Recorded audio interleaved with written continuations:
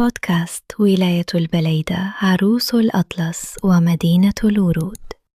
في حضن الأطلس تنام البليدة كعروس تزينت بالخضرة، وتعرف أيضاً بمدينة الورود، حيث لا تزهر الطبيعة فقط بل تزهر المشاعر أيضاً. مدينة تشبه ابتسامة الطبيعة حين تفرح، وتفتح ذراعيها لكل من يبحث عن لحظة هدوء صادقة.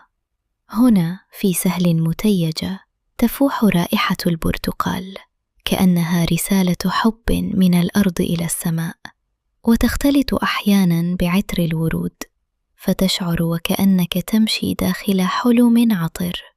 تمشي بين الأشجار فتشعر أن الزمن أبطأ، وأن الحياة أبسط مما نظن.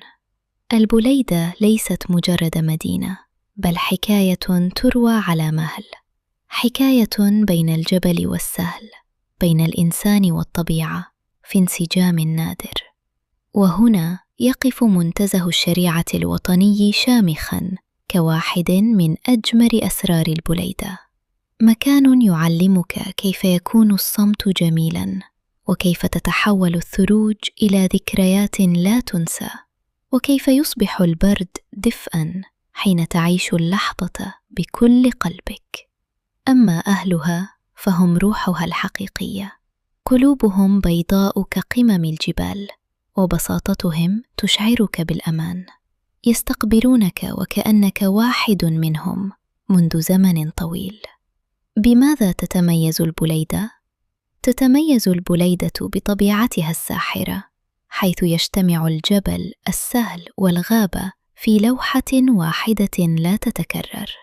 وتتميز أيضاً بلقبها الجميل مدينة الورود، حيث تنتشر الحدائق والزهور، وتفوح روائحها في الأجواء، فتمنح المكان روحاً ناعمة وإحساساً بالراحة. وتتميز بمناخها المتنوع، صيف منعش وشتاء يحمل سحر الثلوج.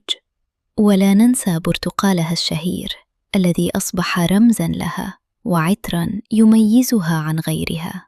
لكن أجمل ما يميزها هو ذلك الشعور الذي تتركه فيك، هدوء داخلي، راحة غريبة، وحنين لمكان لم تكن تعرفه من قبل.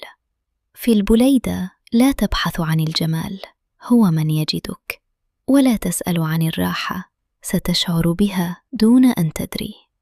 البليدة ليست فقط مدينة، إنها لحظة هدوء وسط ضجيج العالم.